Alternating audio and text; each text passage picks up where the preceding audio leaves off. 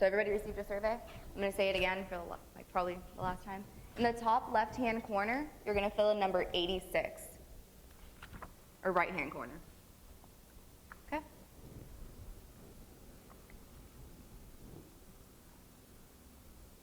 So on your final exam review, for those of you that aren't sure where it's located, it's on the SARC page, so just Google SARC, S-I-U-C-F. And under college physics, my name is Jessalyn, and you'll go ahead and just find the review there. For those of you that didn't print it out, that's totally okay. Just go ahead and follow along with mine. Okay, so the first couple of pages are just a general overview of what I've noticed that he constantly goes over in class and a couple formulas that I think are important for you guys to know. So I'm going to let you guys go ahead and look at that on your own time. So let's go ahead and get started with number 1. Can you guys see that okay? No? Is that better? Yeah. Okay. So I've noticed a lot of people are still having a little bit of trouble with converting. So the first question I did was a conversion question. So it says to express 175 kilometers per hour into meters per second and miles per hour. So let's go ahead and start with the first one, which is meters per second. Okay? So I like to start off with what's given. So we know we have 175 kilometers per hour, and we want it to meters per second. So let's go ahead and start with converting to meters. We know there's 1,000 meters in 1 kilometer. But once we do that, we'll only have meters per hour, and we want meters per second. So we need to go ahead and convert from hours to seconds. And we know there's 1 hour. In 1 hour, there's 3,600 seconds. Can anybody see that okay? Is that clear? Okay. So let's go ahead and cancel out our kilometers, and our hours will cancel out as well. And if you're still unsure, we know that we're left with meters per second, so we're okay. Okay? So once you multiply 175 by 1,000 and divide it by 3,600, you should be getting 48.6 meters per second. Okay. Now for the second part, let's go ahead and do the same thing. Let's write down what we're given, which is 175 kilometers per hour.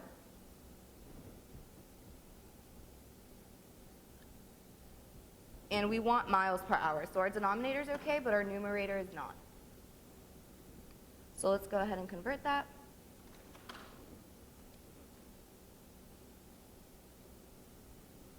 Okay. Numerator and denominator cancel out, so we'll have miles per hour, and that's exactly what we want. Once you convert, you should be getting 108.76. And from looking at our options, we can see that that's option C. Real simple? Yeah. It will be given to you on the exam. At least for Tertullian section, it will be. Okay. All right.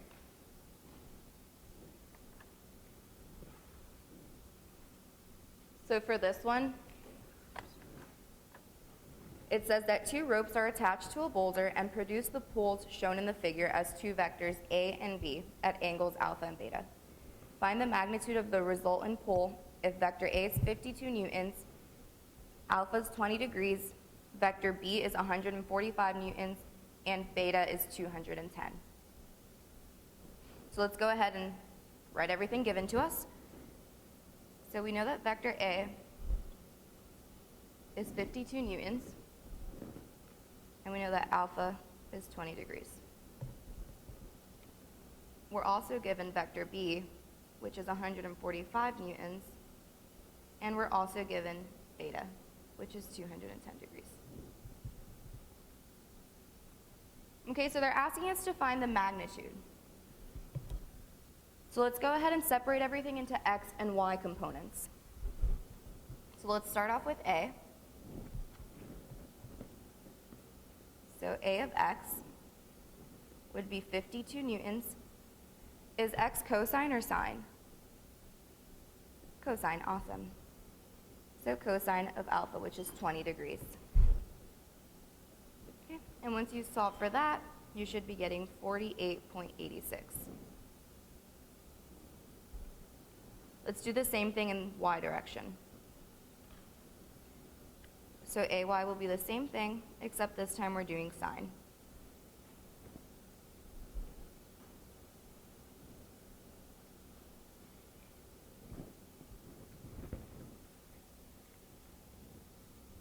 Okay.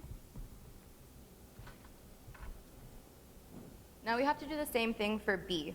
So let's go ahead and start that. So B of x would be 145. And as you guys said earlier, it's cosine.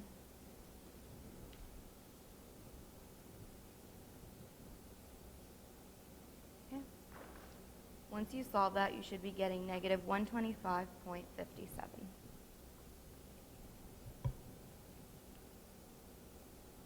Now we're going to do the same thing in the y direction. So it's going to be 145, except this time it's sine of the angle. Okay. Once you solve that, you should be getting negative 72.5. Are we done with this problem? Can we just leave this like this? No, definitely not. So what do we need to do?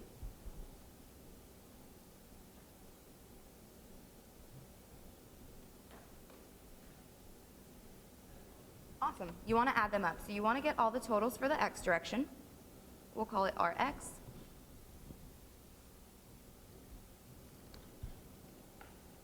So you're going to be adding this one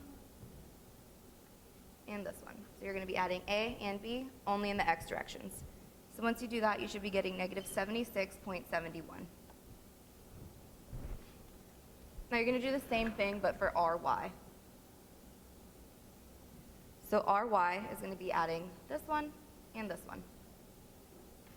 And once you add them, you'll be getting negative 54.71. Okay.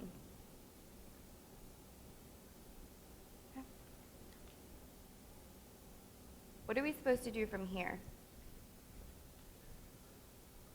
Is that for magnitude or direction? Okay, awesome. So let's go ahead and take the square root of everything. So we just want R in general.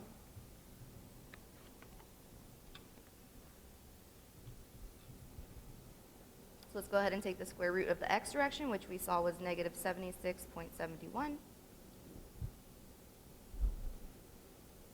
And their y direction as well.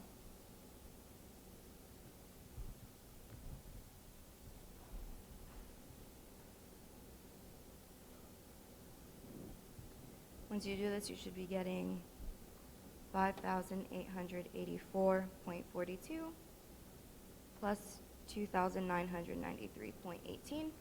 So simply go ahead and add them and take the square root of that. And if you guys catch any mistakes or errors, please feel free to let me know. Okay, so your total should be 94.22. And our units are in newtons. Okay, so as you can see, this is option A. Also, a little bit of a side note, this is being streamed, so if you guys want to watch this later or you know someone that couldn't make it, just go ahead and Google SARC YouTube and this would be on there. Okay? Is everybody okay with this problem? Yeah? Real simple. All right, let's go ahead and move on to number 3.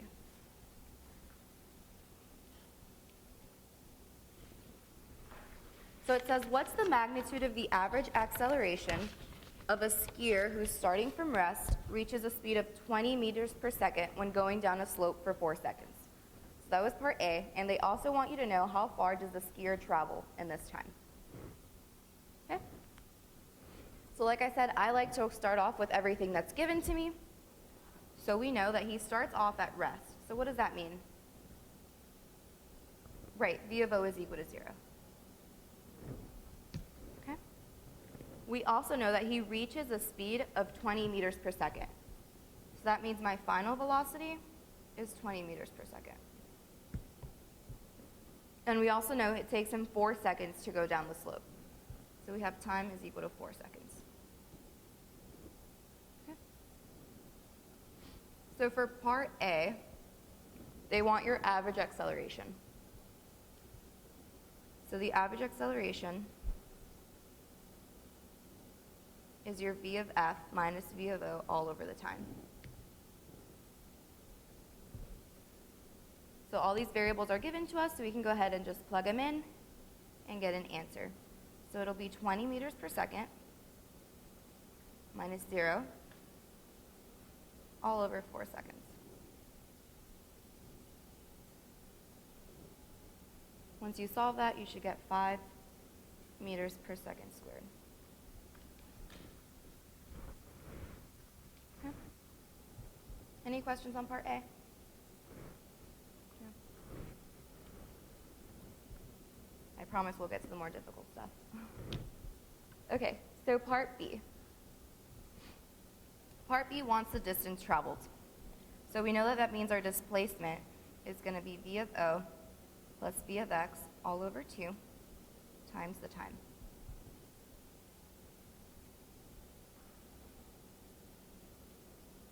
So this is another one that we have all the variables for, so we can go ahead and just plug and chug. So our v of o was 0, our vf was 20, divide that by 2, and multiply that by our time, which was 4.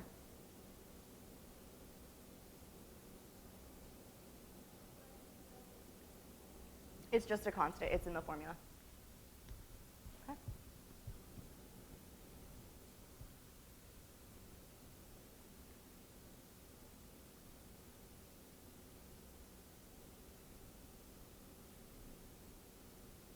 Okay, so 20 divided by 2, which is 10, and then times 4, which is 40.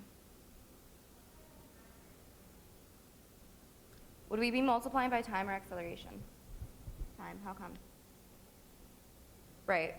So this is totally my mistake. So I'm going to go ahead and fix number 3. Yes, it's going to be 40.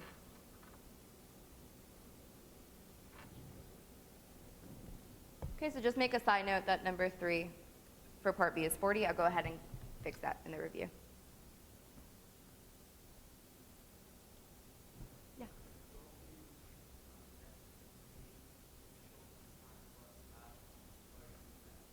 Yep, you can definitely do that. So you guys don't have to stick with the formulas that I give you. You can, if you like a different formula, please feel free to go ahead and use that one. Okay?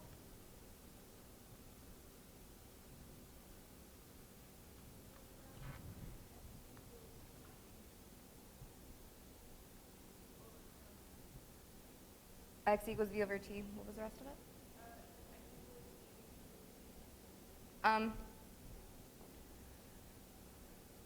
I don't think so because they want the displacement. Okay. Okay. Any other questions for number 3? No? Okay. So number 4. A ball is thrown vertically up from the roof of a building with an initial velocity of 15 meters per second. Find the velocity of the ball at 2 seconds and at 6 seconds. So again, another question that has 2 parts. So what's given to us here? The only thing we have is v of o is equal to 15 meters per second. Okay?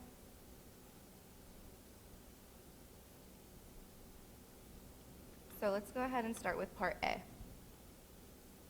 So we know v of o is equal to 15, and for part A, we have 2 seconds. Let's go ahead and write that again for this one. Okay, so we can go ahead and look at our kinematic formulas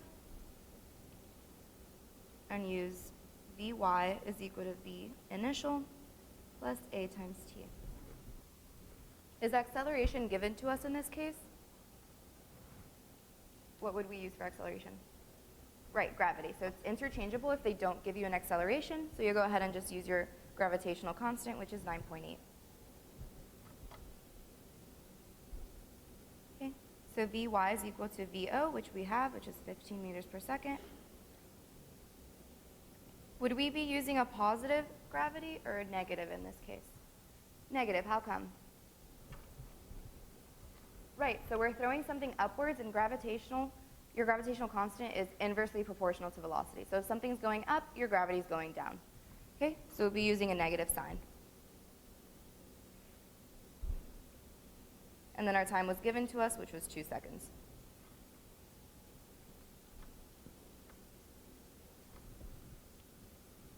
So in this case, our v of y is negative 4.6 meters per second.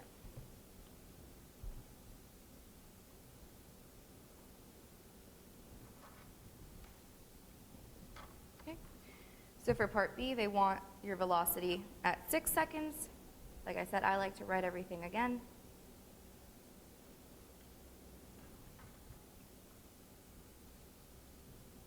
So you have v of y is equal to v naught plus a times t.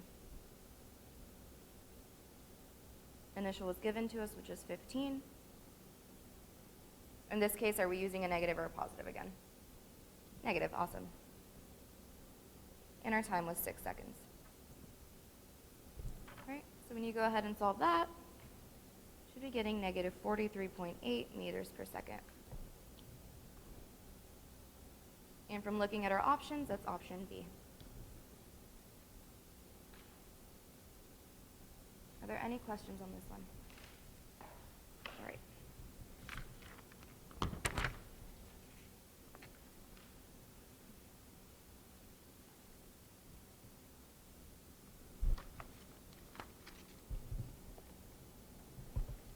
Okay.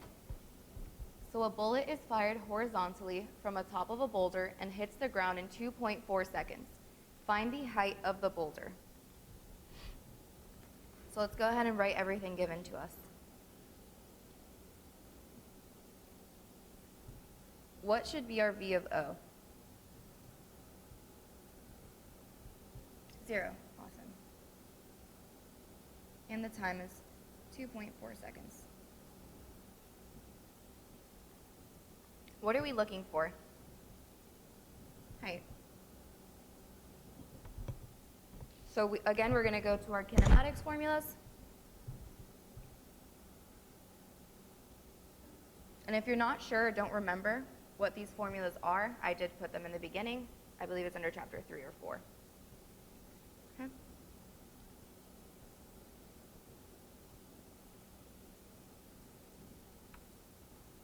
From looking at this formula, is there anything we can eliminate right off the bat? Right, our VOT. How come? Because the V of O is 0, so no matter what we multiply it by, it'll still be 0. Is there anything else we can do to this formula? Awesome, put the y's together. So let's go ahead and move that. And what does this represent? Height. Great job. All right, so this problem was mainly knowing how to manipulate the formula to get what you're looking for. So let's go ahead and plug and check. What's my acceleration? Negative or positive?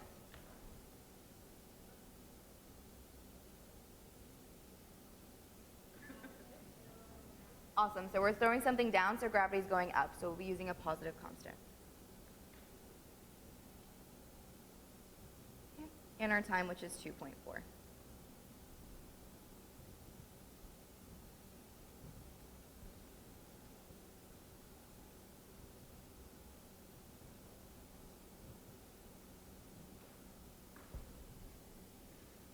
All right, so our height should be 28.22 meters. And from looking at our choices, that should be option A.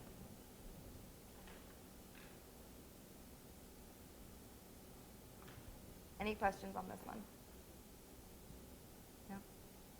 I promise, like I said, we'll get to the more difficult one. Okay. Number 6.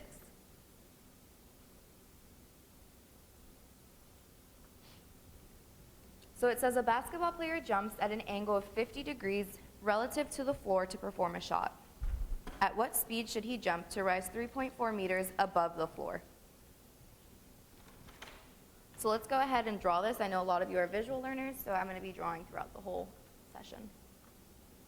Okay. So we know this is a projectile motion question. So he's jumping up.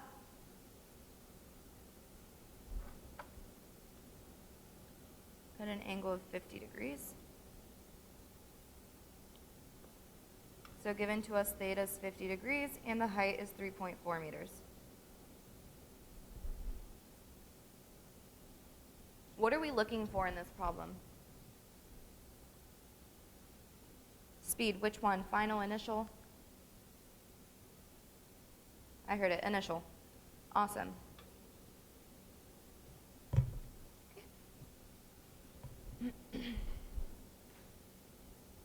So again, we're going to go and look at our kinematic formulas. And we can use Vy squared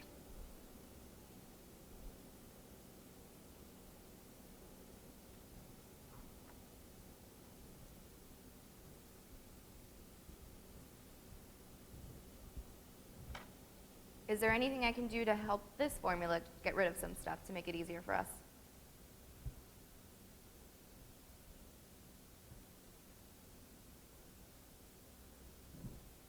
When something reaches maximum height, what happens? Awesome, your final velocity is 0. Go ahead and cancel that out. Okay. Can we change this to anything that was given to us? H. Awesome. Okay. And there's another hint. We're given an angle, but where are we supposed to use this angle in this formula? Right, VO. So do you guys remember what the formula for VO is? Right, VO sine theta. Good job, guys. That was impressive. Okay. So let's go ahead and throw all of this into one formula. Since I want my VO, I'm going to go ahead and isolate it from now.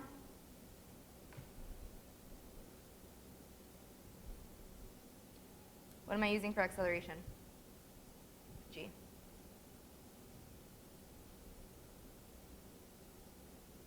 Okay.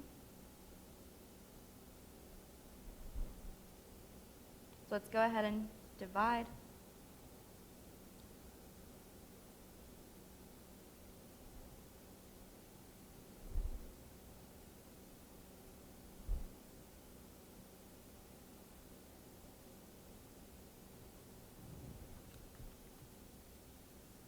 Also, if there's anything you don't understand that I wrote, go ahead and ask me. I know my handwriting can be a little tricky. Okay. Now, since it's squared, we're going to go ahead and take the square root. Okay, so is the square missing? Mm-hmm. Okay. Any other answers? Okay, so I put 1 over sine of 50. So does that mean anything? Right, so what happens to my squared? Doesn't it go away if you put it in the denominator? No?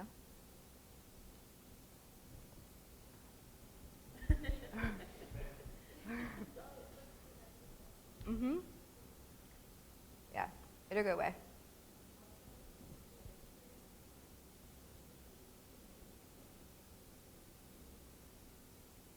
No, because you'll see in a second with my G. Okay? So you'll have 2 times 9.8 times 3.4.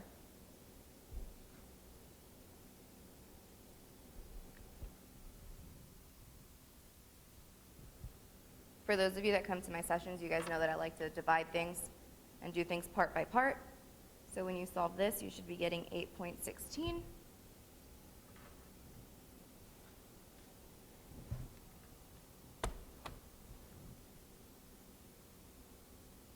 And when you divide that by sine of 50, you should be getting 10.7 meters per second.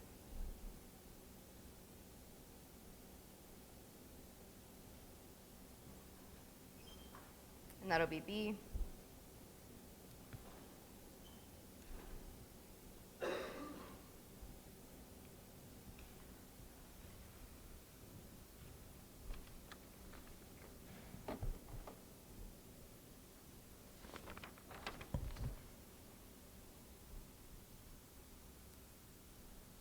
Okay. Number 7.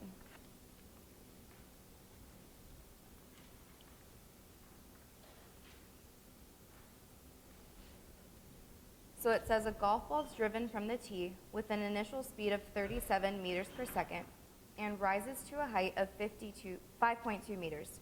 What's the speed at its highest point?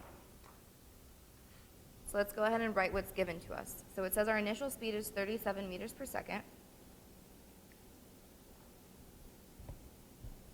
And it rises to a height of 5.2. What are we looking for? Right, final velocity, so v of f.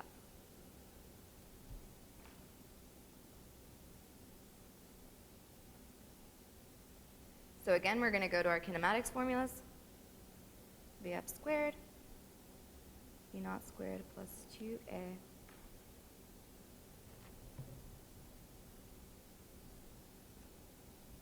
Can we go ahead and change this for anything? H, awesome.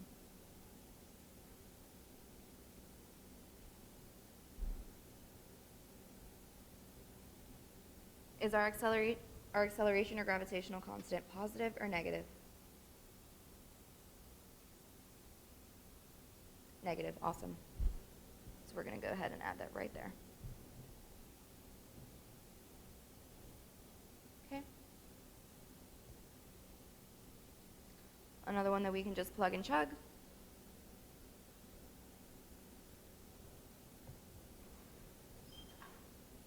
Our V of O was 37.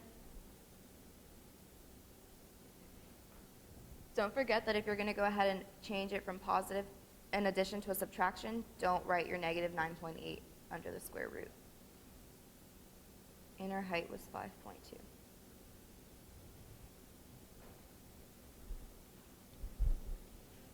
Okay, so this whole thing should give you 101.92.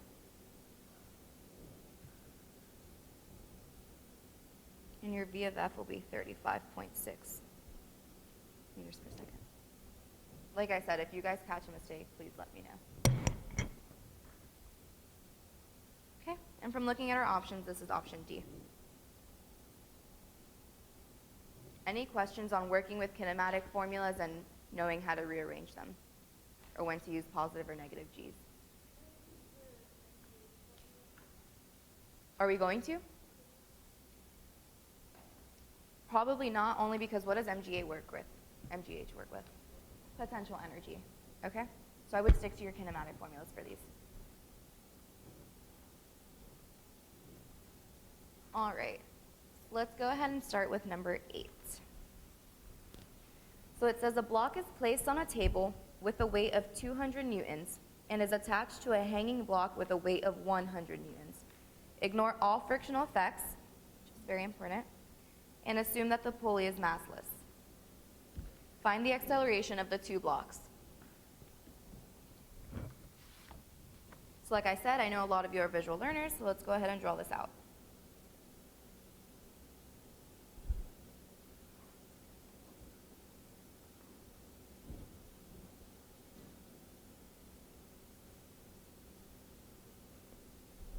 Okay, so block 1, block 2.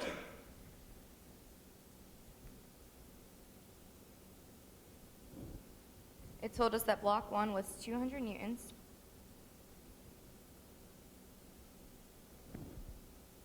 And block 2 was 100 newtons.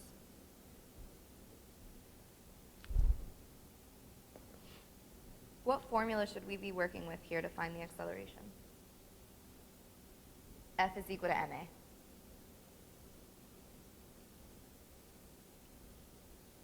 Does anybody see a problem here so far? What happened? Right, what's our mass? We have no idea. Okay, so what's another formula we can use to figure out what our mass is? Weight is equal to mg, awesome.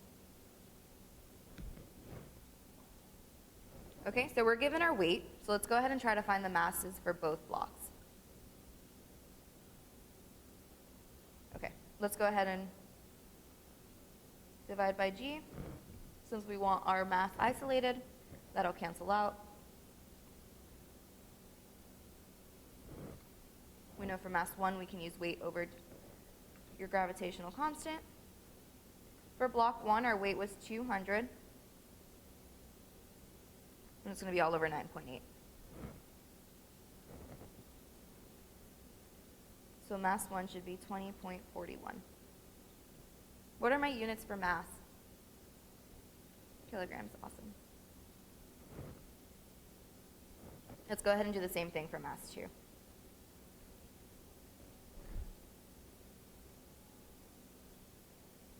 So 100 all over 9.8. And when you do that, you should be getting a mass of 10.20. And like you said earlier, weight will be in kilograms.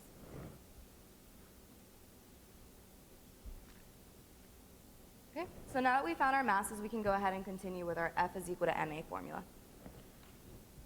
What's the first thing we should be doing?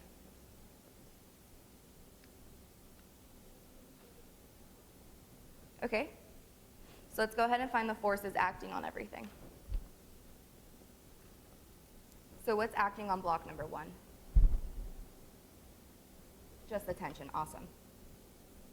Okay, so let's go ahead and set up that first equation. So our force is acting on it, which is tension, is equal to mass times acceleration, so we'll call it m1a. Let's go ahead and do the same thing for the second block. What forces are acting on the second block? Awesome, so tension and a weight. So it'll be T minus M2G.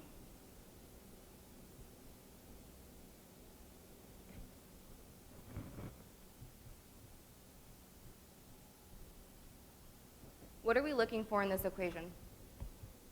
The acceleration. So what can we do in order to get the acceleration? Okay, so we can go ahead and solve for tension and plug that in. What else can we do? Okay, so we can make them equal to each other.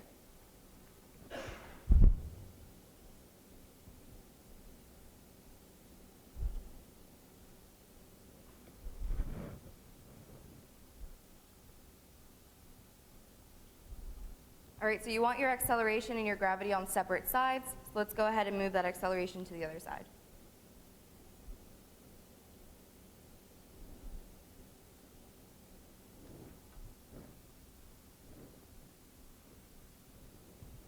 What can we do now? Awesome, factor out that A. So you'll be left with M1 plus M2.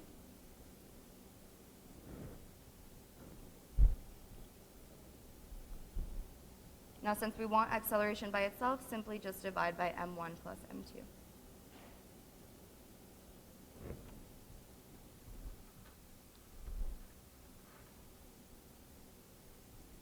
And we already found our masses for both block 2 and block 1, so we can go ahead and plug and chug.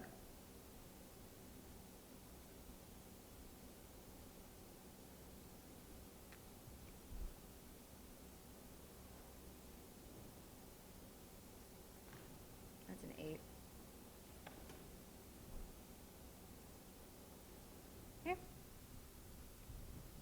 Like I said, I like to solve everything part by part. So for your numerator, you should be getting 99.96. And for your denominator, you should be getting 30.61.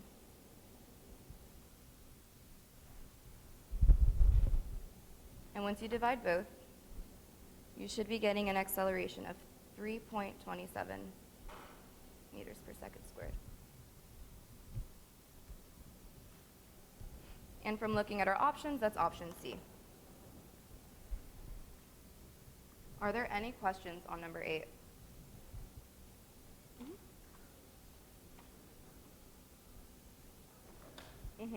So why did I make the second equation equal to negative m2a?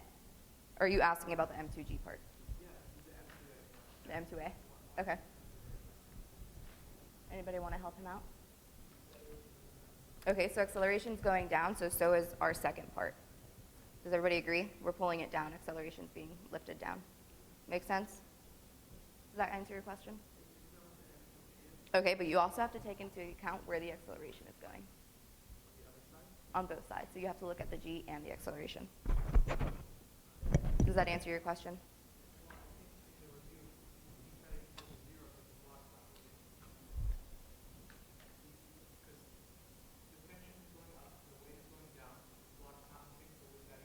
The block is moving.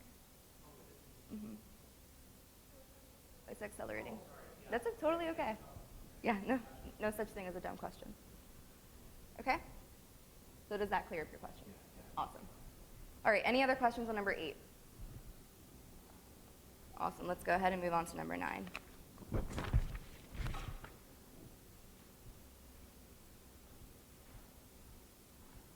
Okay, number 9. So it says a bag of bricks of weight 150 newtons hangs from 3 wires. 2 of the wires make an angle theta 1 is equal to 45 degrees and theta 2 is equal to 20 degrees with the horizontal. If the system is in equilibrium, find the tensions T1, T2, and T3. So let's go ahead and draw this out and see what this is looking like. Okay, so we have 2 wires. And we know that there's a bag of bricks hanging from the 3rd one. Okay. We know this is 45 degrees, and this will be 20 degrees.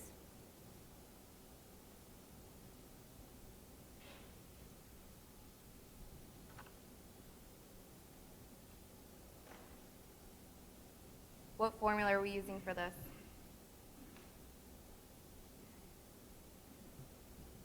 Awesome. Force is equal to mass times acceleration.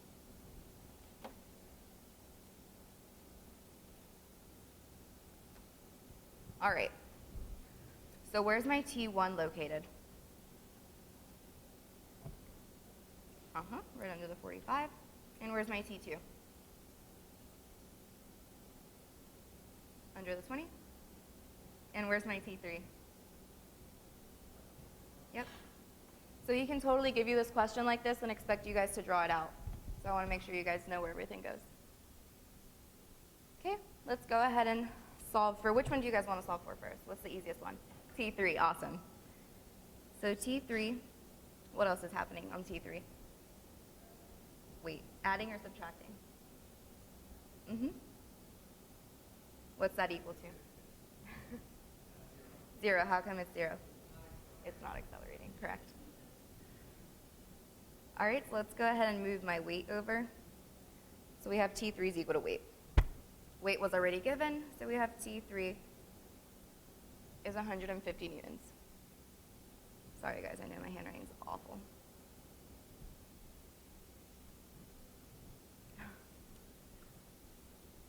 All right, what can we do here that we did in one of the previous problems?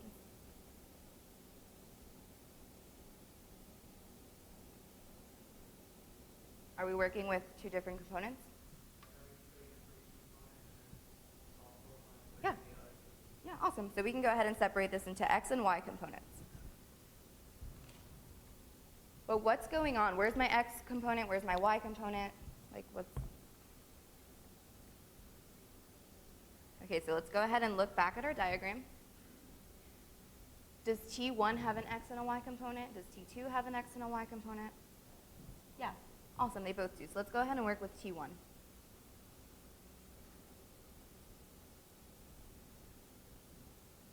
So that's my Y, that's my X. In my X direction, what would that be called? What would I be labeling this? Awesome, T1 cosine 45. What about in the Y direction? Awesome, T1 sine of what? Okay, so we labeled our X and Y components for T1. Does T2 have an X and Y component? Yeah, let's go ahead and do the same exact thing for T2. So what would we label the X component? T2 cosine 20. And then what would we be doing for the Y component? T2 cosine of 20. Please make sure you guys are comfortable with labeling components and where everything goes. Okay, so now that we did that, we can separate everything into our x and our y components. Let's go ahead and start with the x component. What's going on in the x component? What forces are acting on the object?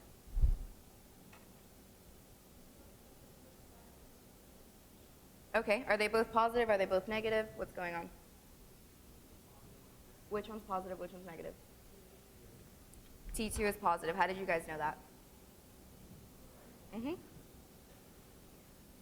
So T2 is positive and T1 is negative.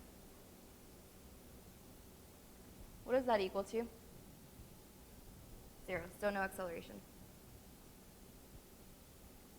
So let's go ahead and solve for T2.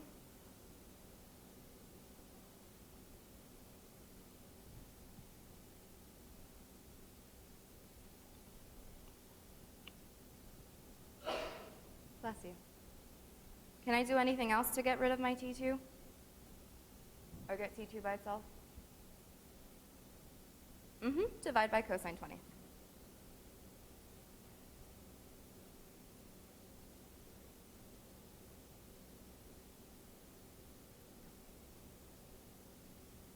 What's my problem here?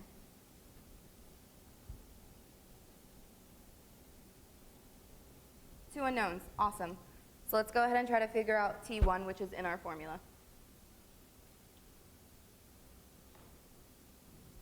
So we're going to do the same thing in the y direction. What's happening in the y direction?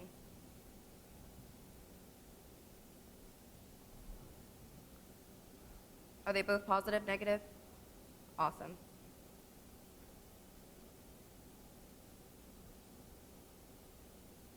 Is T3 acting, or is the weight acting? Minus weight. What's that equal to? 0, still no acceleration. Okay.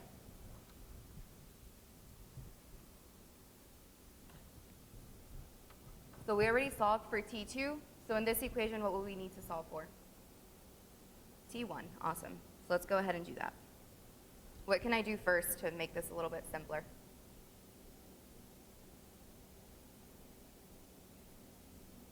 We can. We can also move that weight over.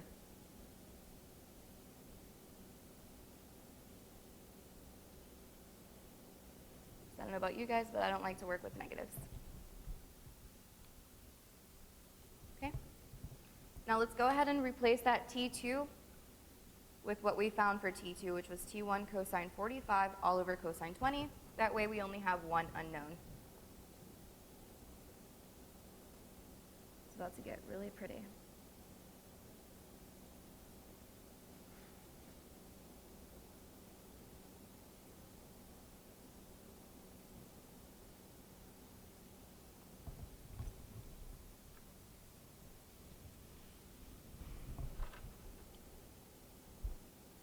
Okay, what can I do now?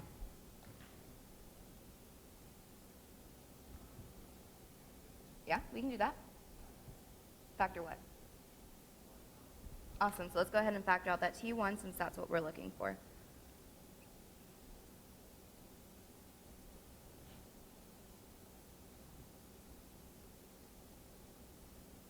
So our sine over cosine is going to equal what? Tangent, so let's go ahead and do that.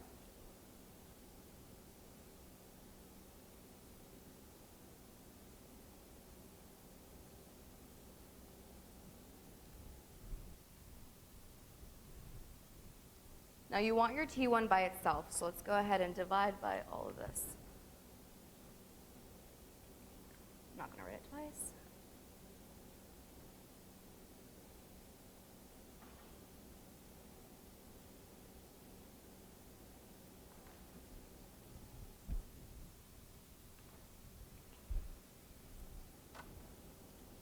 So our weight was given to us, which was 150.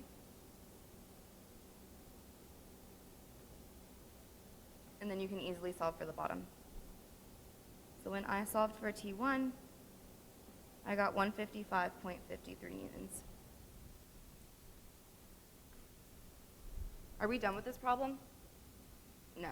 We're missing what? T2. So let's go ahead and go back and plug it all into T2.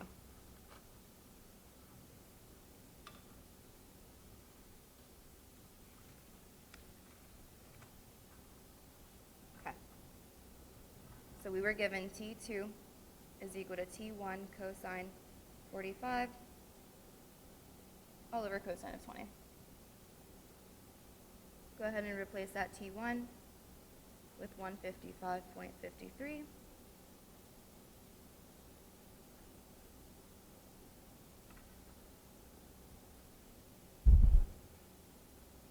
And for T2, I got 117.03 newtons.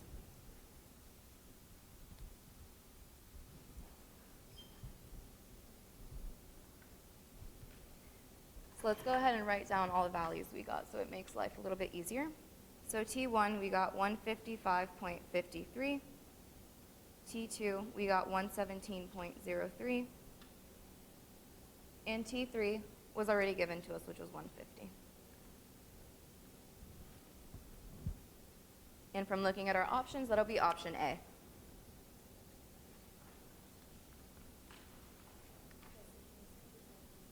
Yeah, of course. Do you have a question on it? No? Any questions on this? No? Yeah. Mm-hmm. Mm-hmm. Yes, definitely, because you're still, the cosine 45 over cosine 20 is getting multiplied by the sine of 20. So just because you change that to tangent doesn't mean you add or subtract, you still multiply. Okay?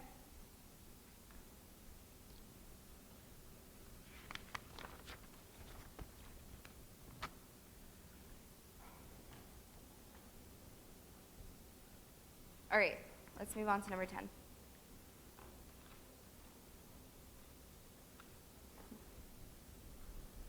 So two forces, F of A and F of B, are applied to an object whose mass is 15 kilograms. The larger force is F of A.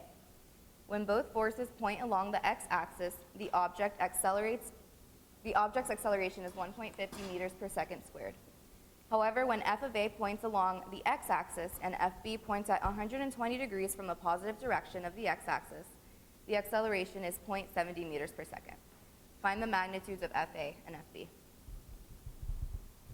All right, so that was a lot. So let's go ahead and draw this out.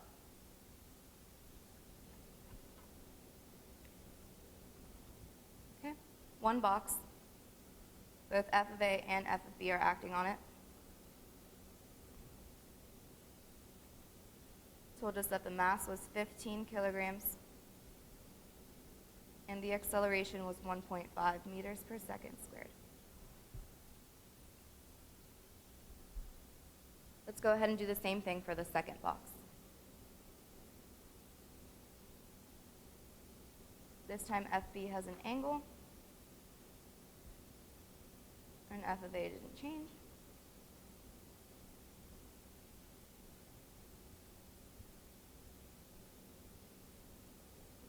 What's the mass of the second box?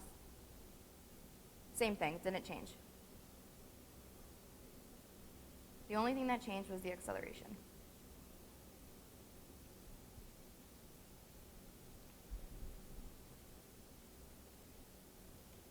All right, what can we do here?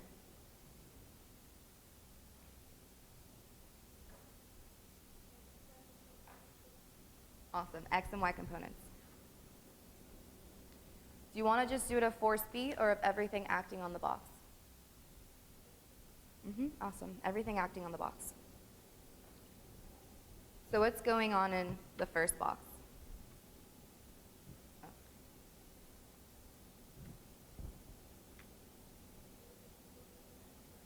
Awesome. So two forces in the x direction. So that's our F part. What's this equal to? MA. Do the same thing for the second box.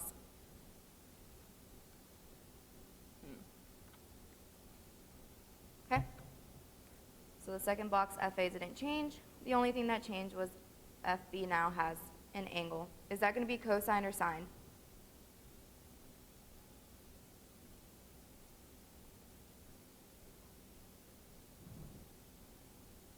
Mm-hmm.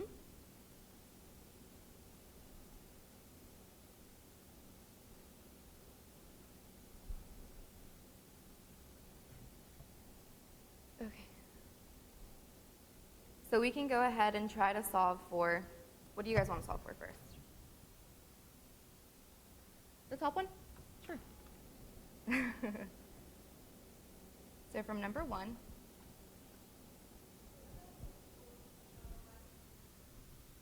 do we have a y component? What does it tell you in the problem? What axis is it pointing on? X-axis. Mm-hmm.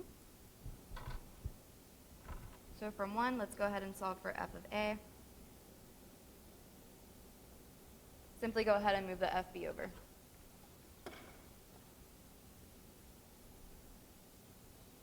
What can we do for this now? Right, substitute into the second one, and that way we only have one unknown, which is the one that we want. I'm going to move to the side.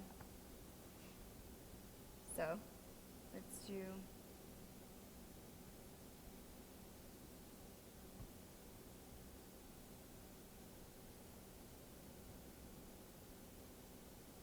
So I simply replaced FA with what we found from the formula number 1. Everything else stayed the same.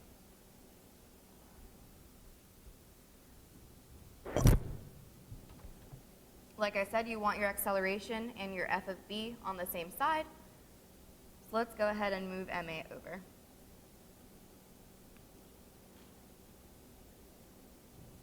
Yes.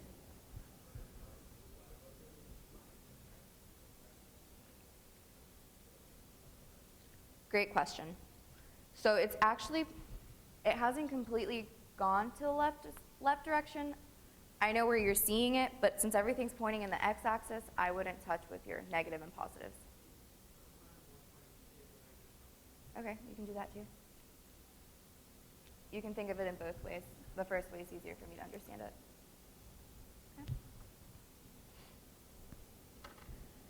Okay, so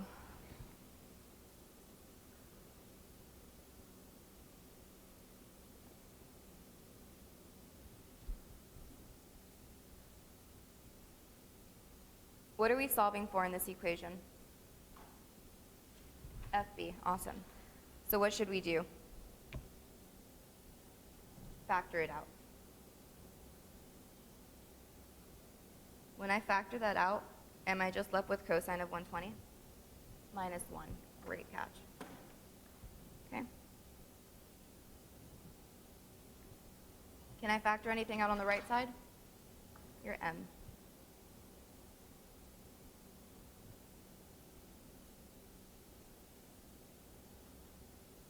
Now what can I do? Yeah, divide by cosine of 120 minus 1.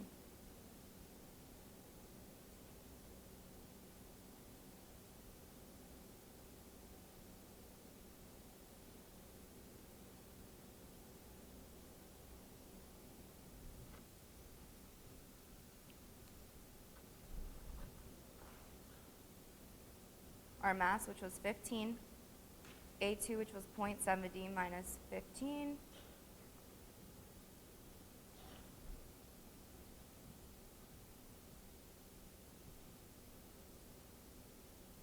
So what do you guys get for f of b? 8. Awesome. Are we done with this problem? We found f of b. Did we find f of a? No. So let's go ahead and go back to the first problem and find f of a.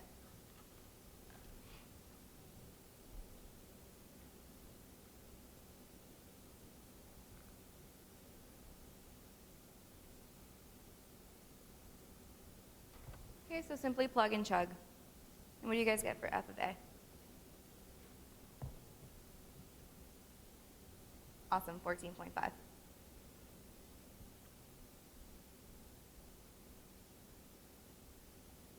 And that's option B.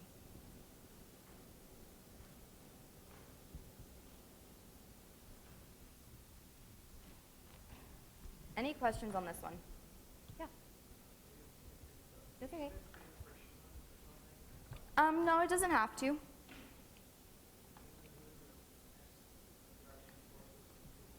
Did it tell you that the objects were moving? Okay. I wouldn't. You can always assume. If you do have a question and you're unsure on the test, go ahead and raise your hand and we'll go ahead and answer them for you. Okay? But you can usually assume that it's no air resistance, no friction, unless otherwise told or stated. Okay? Any other questions? It's okay.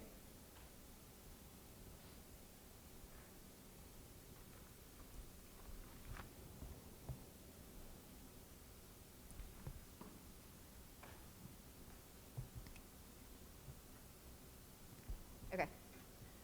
Number 11. So a rock is thrown downward at V of O from 42 meters. V of F is 36 meters per second. So how far up would it go if thrown directly upward at the same V of O? Let's go ahead and draw this out.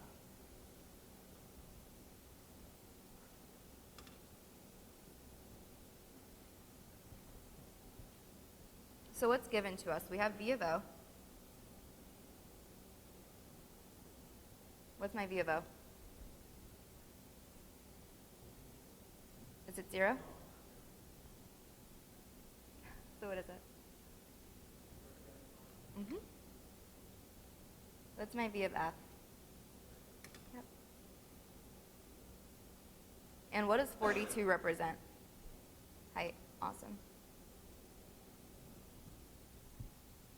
Okay.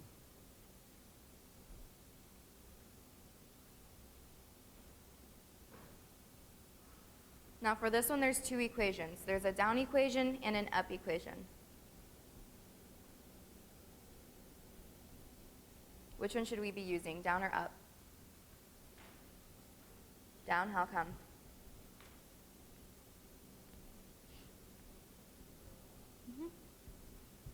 Real simple questions, y'all. Okay. So VF squared is equal to VO squared plus 2GH. Again, we're referring to the kinematic formulas. You had mentioned earlier what we were solving for, which is V of O.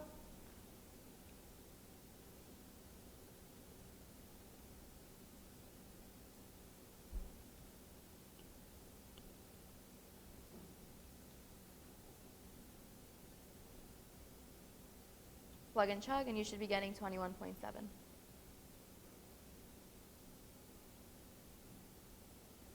If we were going upward, what would we be looking for? Height. Awesome. So you'd be using the same formula.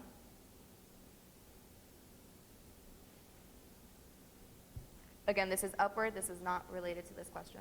This is just if you wanted to switch up the question, this is the formula you'd be using. What would my VF be in this situation? 0. Okay.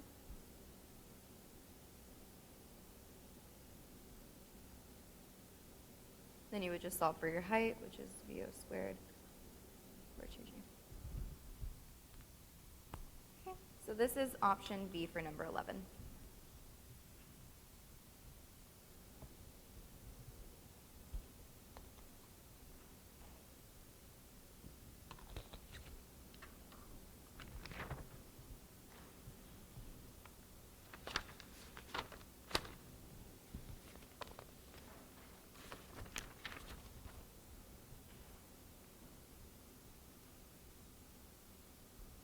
All right.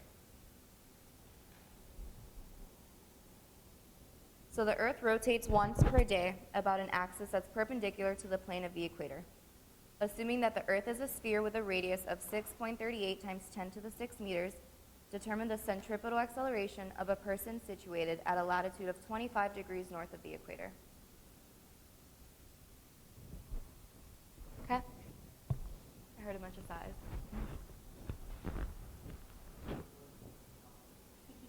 Oh, I'm sorry. So do you guys want to draw this one out? Okay.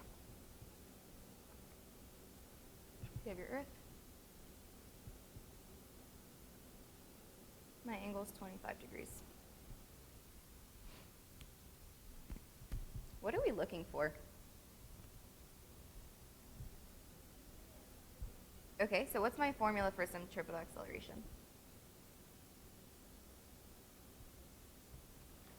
Yeah. So throwback.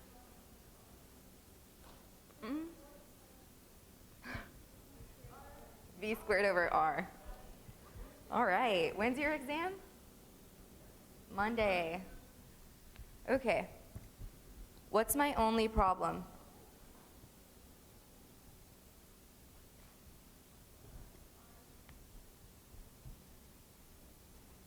You can. What's my problem here? Velocity. We have no idea what our velocity is.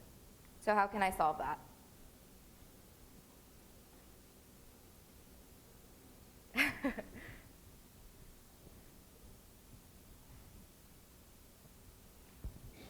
right, does this ring a bell?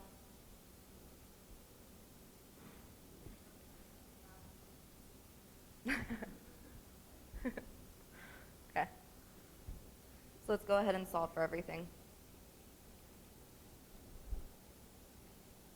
What's my R?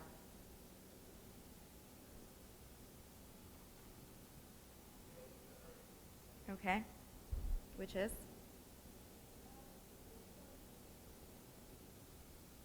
Is that the only thing I'm taking into consideration when looking at the radius of the Earth?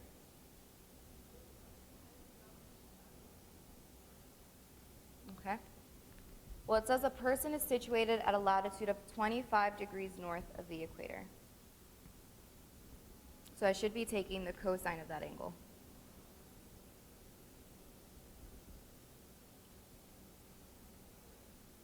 A simple mistake that can totally get you guys, okay? Thank you. All right, so once you do that, you should be getting 5.78 times 10 to the 6 meters.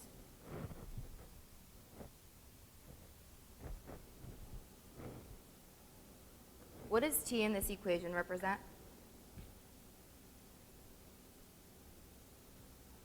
Is it the tension?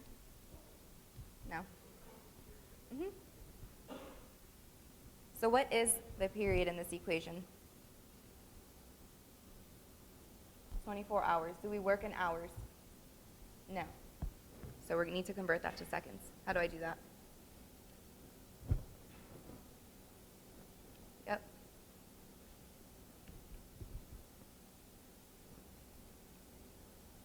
What do you guys get for T? Yep, 86,400.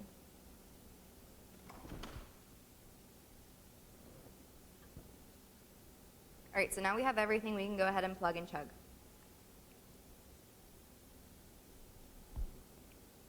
So V is 2 pi r all over T. So 2 times 3.14, and R we established was 578 times 10 to the 6. What's a 6? Like I said, if you're unclear, just go ahead and ask me.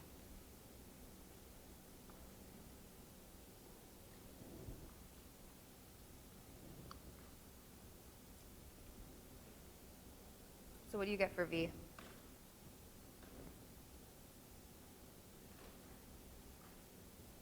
Uh-huh. 420.5. What are my units? Meters per second.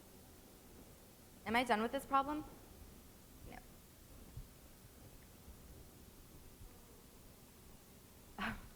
Yeah. Okay. So he's sitting, if you look at this equation, this is your radius of the Earth, right? Halfway. He's sitting right on it. So cosine of 25 is the latitude. You have to take that into account when establishing your radius. You can't just forget about him because he's still on the radius. Does that kind of make sense if I say it like that? Okay.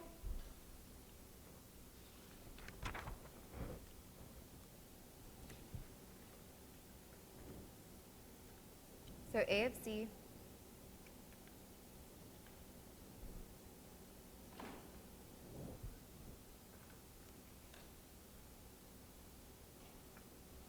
so So we found out that this was 420.5 squared all over r, which is 5.78 times 10 to the 6.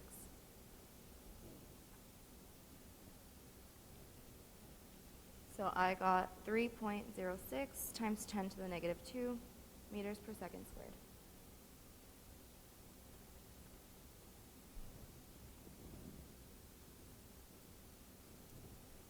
And that's option A.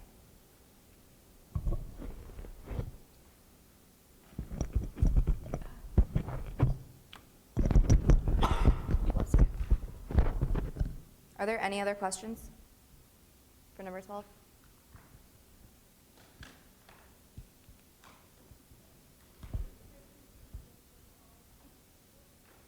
What do you mean?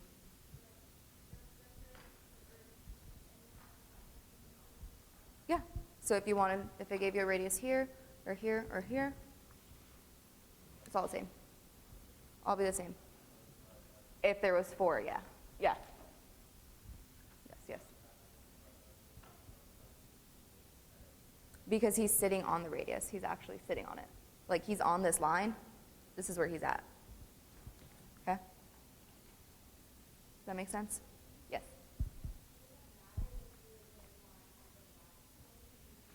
Yes, but I've never seen it given like that if he wasn't on the latitude, because what would you do with that? Okay. Any other questions on number 12? No? Okay. Another familiar question, number 13.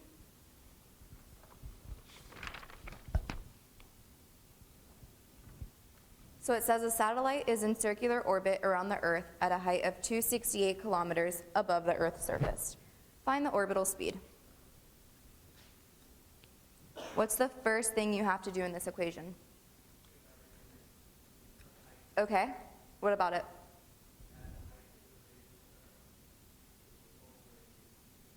Uh-huh. Can I add it to 268? No, it's in kilometers. Do we work in kilometers? So let's go ahead and convert that to meters. I liked that, though, that you remembered that you have to add the height. Very important. So our height was 268 kilometers. What's that in meters? Awesome.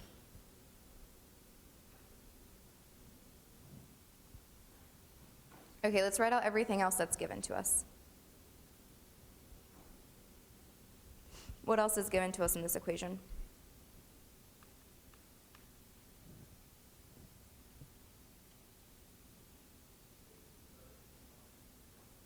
Okay. Awesome. So what formula should we be working with?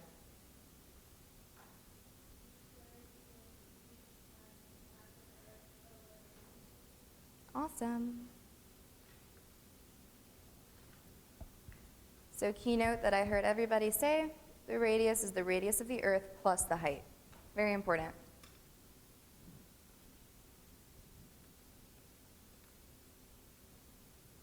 All right, so this is another plug and chug question. This is basically to test your knowledge on only converting, but also remembering that the radius is the radius of the Earth plus the height.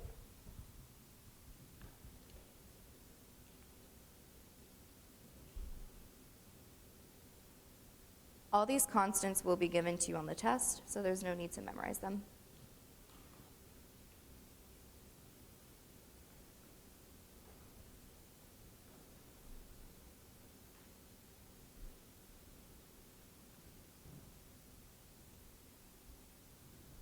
Okay.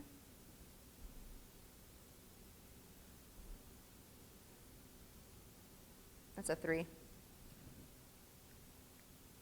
And that'll be option D for number 13. Any questions on this? Another real simple one. Yeah. Yes, the radius there is the radius of the Earth plus the height. But like I said, I make mistakes all the time, so you can go ahead and double check that.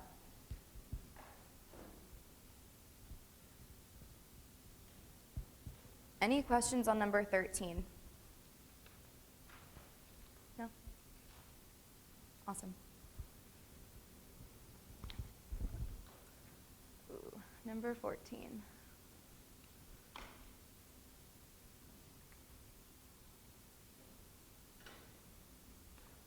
Okay, so a 2,478 kilogram submarine rises straight up towards the surface.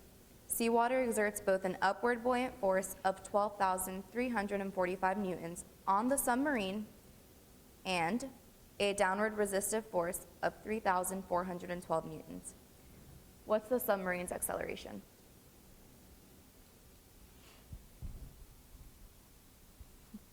All right, so let's go ahead and write down everything given to us. So we have mass is 2,478 kilograms.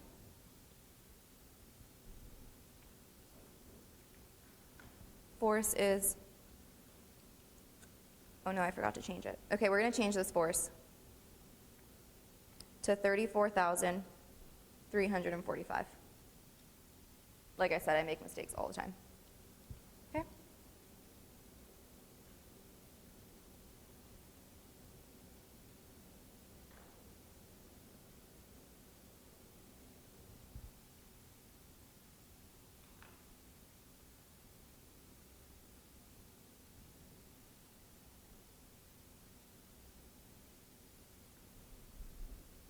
All right, so let's go ahead and treat this as a particle.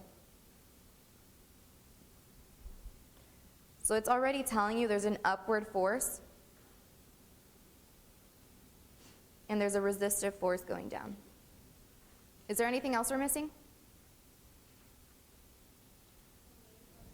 The weight going down. I've seen a lot of mistakes where people forget the weight. Please don't forget the weight. Okay?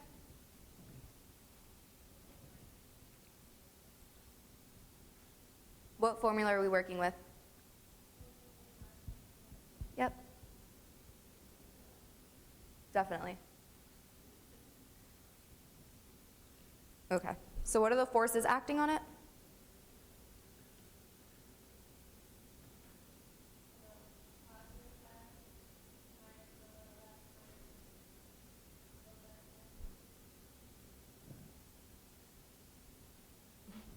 That's it. Okay.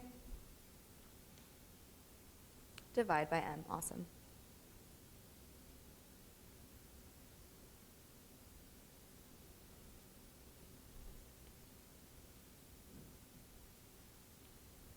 Okay. So another plug and chug question. This question was just to test your knowledge to not forget to put the weight. I've seen it a million times. Okay, so your F, which I changed to 34,345, minus your little f, minus m, times g. All over 2,478. So this should give you 24,284.4. And once you solve it, you should be getting 2.68 meters per second squared.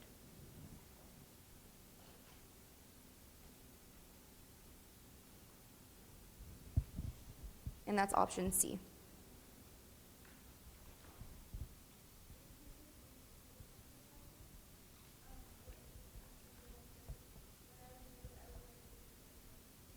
Could be maybe you forgot something or he forgot something.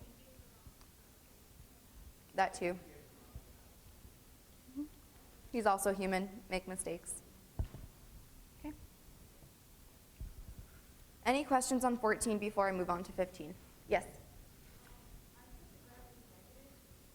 Okay.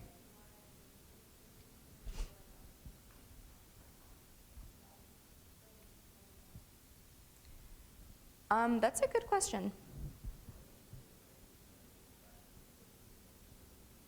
Well, yeah, we made it negative when the weight was going down, so that's probably my best answer.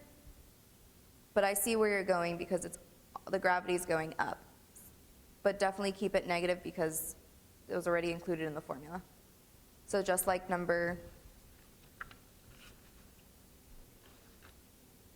I want to say it was like number 4 that we did. And number 6, when you already change the sign, you can't leave it negative inside the parentheses because that'll just give you an awful answer. But if you were to change that negative and you do make that mistake, what would be the only difference that you would see in your answer? the sign. And if you see that there's no negative, you can assume that you did something wrong and go back and check. Okay? Any other questions on 14 before I move on? Okay, let's move on to our different types of energies. Okay. So a 34-gram golf ball is driven from the tee with an initial speed of 28 meters per second and rises to a height of 14.5 meters. Neglect air resistance and determine the kinetic energy of the ball at its highest point. What do we need to do first? Convert. So what's that in kilograms? Awesome. Let's write down everything else that was given to us.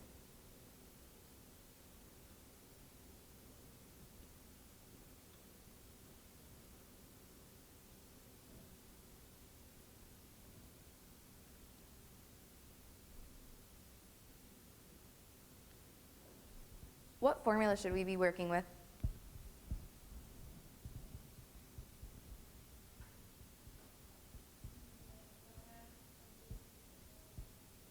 Awesome. How did you know to add that MGH? Awesome. Did everybody hear that? Another mistake that I see made all the time. So once it reaches its highest point, it does have potential energy, so we need to include that. Awesome. VF will definitely be 0.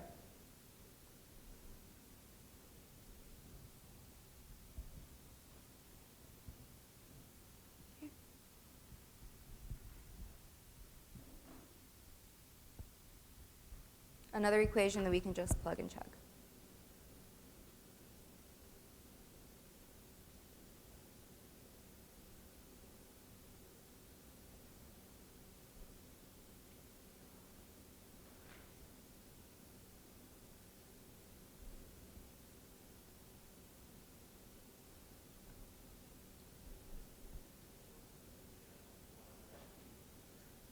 No. And you had also mentioned earlier that VF is 0. No need to worry about it. Okay. So for this side, you should be getting 13.328. For this side, I got negative 4.831.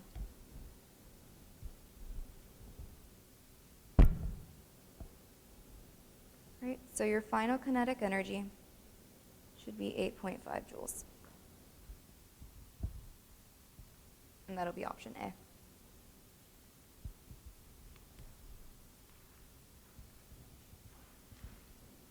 Any questions on this one?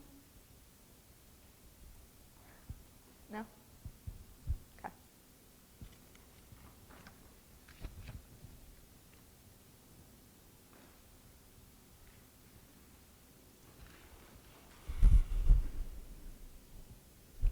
All right, so a motorcyclist is trying to leap across a canyon by driving horizontally off the cliff at a speed of 38 meters per second. The initial height of the canyon is 70 meters, and once he gets to the other side, the height of the canyon is 35 meters. Ignoring air resistance, find the speed with which the cycle strikes the ground on the other side. So a lot of things were given to us, so let's go ahead and write that. So V is 38. Initial height is 70. Final height's 35. And what are we looking for? Yep.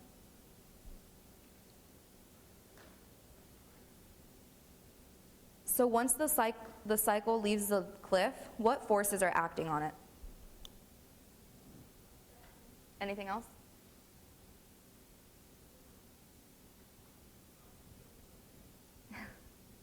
Anything else? Just gravity. Be confident, guys.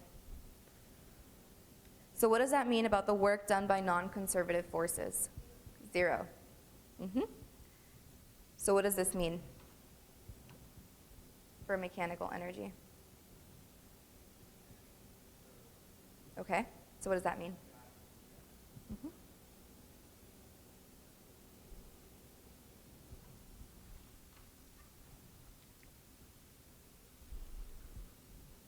So since we know EI is equal to EF, let's go ahead and write that.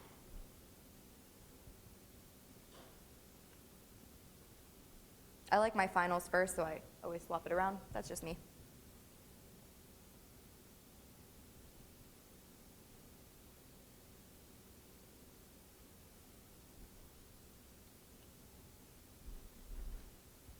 Can we do anything to this equation to make it simpler? Awesome. Cancel out all these masses. Okay, so I'll be left with 1/2 BF squared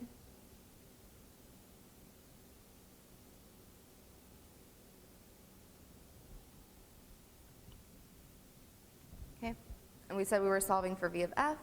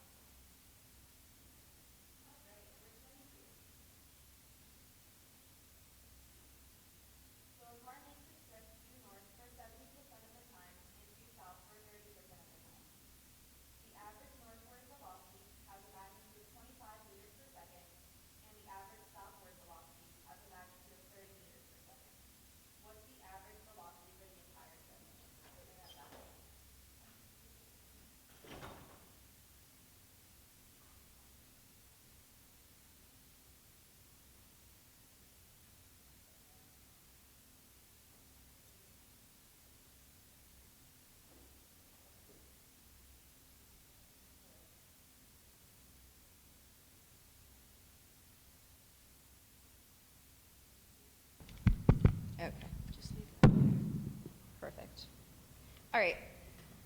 So we're given, actually, let's go ahead and draw these. Oh. Okay, so it's going due north.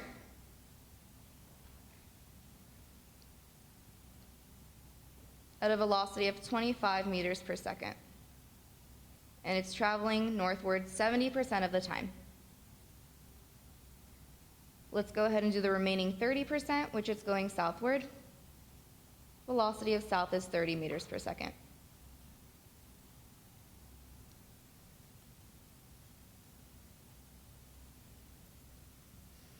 So what are we looking for? Average velocity.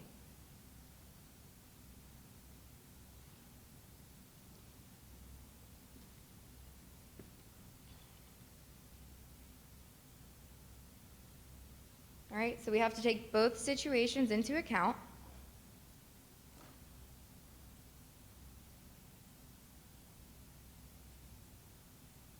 We also have to take into account how long it's been traveling in that direction.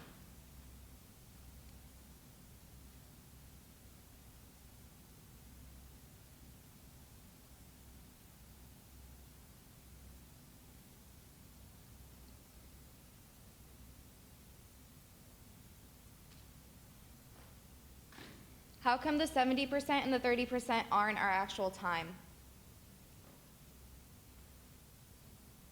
Right, so it's not in seconds, it's not an actual given duration of time, so it's not, you can't say it's traveling 70% of the time for 4 seconds or for 5 seconds, because you don't know, okay? So on both sides we have t total. We can go ahead and just cross that out. So our V average should be 17.5 minus 9.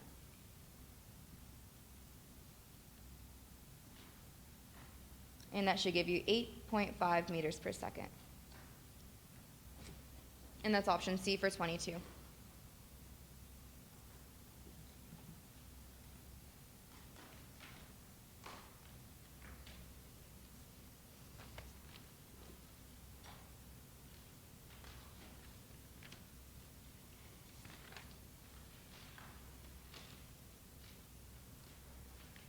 All right, so 23 will be the last one that we are able to cover. So that means you only have to do one on your own, which is not too bad.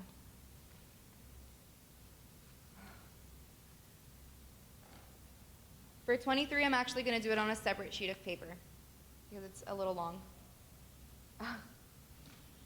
Okay, so an object of mass 0.200 kilograms, so it's giving us a mass,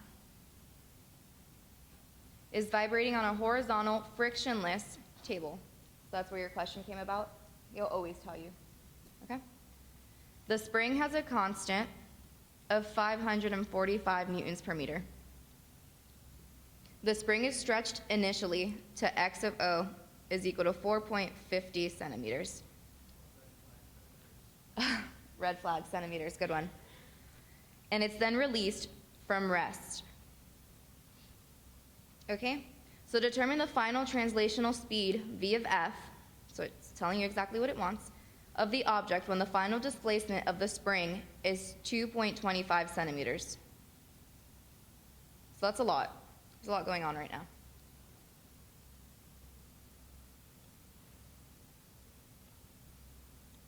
So let's go ahead and convert that. So what's 4.50 to meters?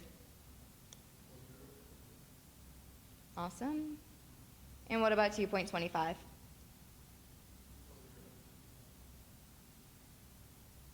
Awesome. Okay, so looking at this, what can we say about the problem? What's going on with the conservation of mechanical energy?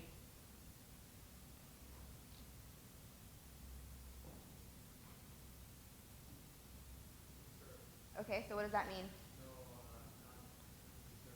Okay, so what does that mean? Awesome, so EF is equal to E of O. And this is where it gets complicated.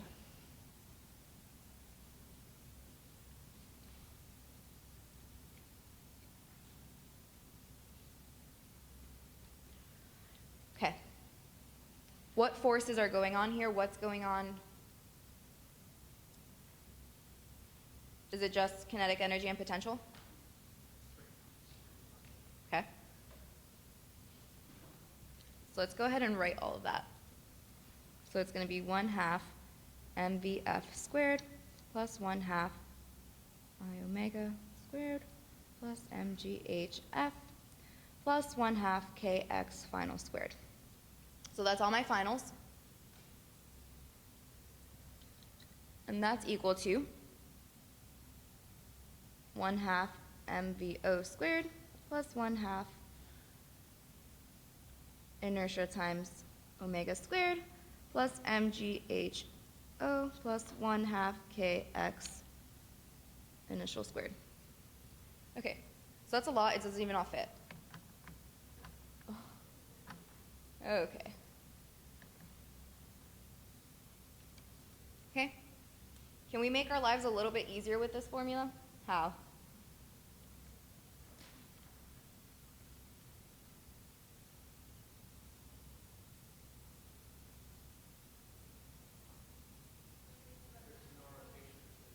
No rotation. Awesome. So what can I cancel out?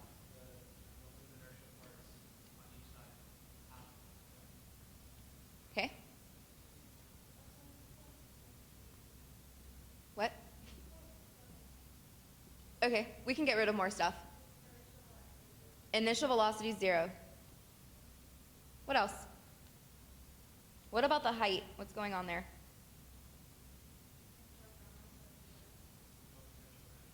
Awesome. So with all of that being said, I'll go ahead and write that down in case you guys didn't catch that. So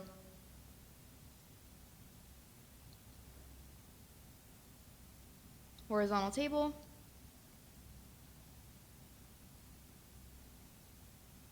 No difference in height. Our V of O is equal to 0.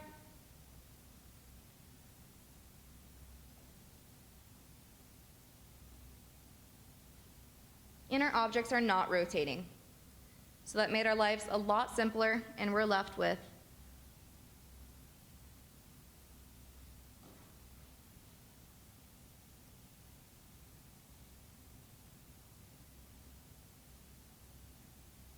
just that.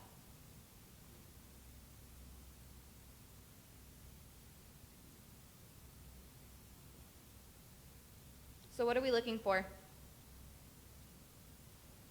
VF.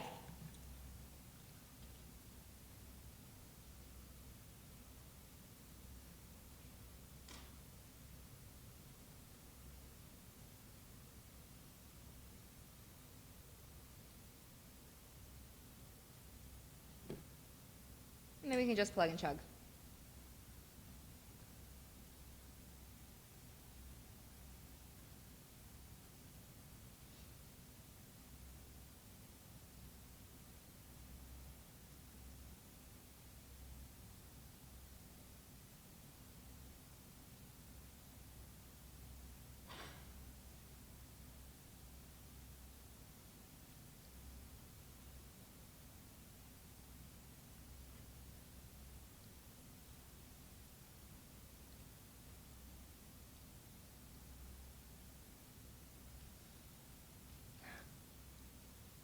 And your final velocity should be 2.03 meters per second.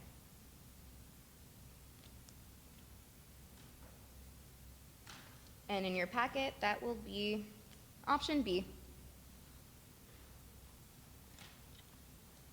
Okay, thank you guys so much for coming out on a Saturday. I truly appreciate it. If you guys haven't picked up a survey, please come up and pick it up. I'll be here for another 10 minutes since we still have a couple minutes. If you guys have any questions, please feel free to come up to me and ask. Again, if you haven't picked up a survey, please feel free to come and get one. Thank you.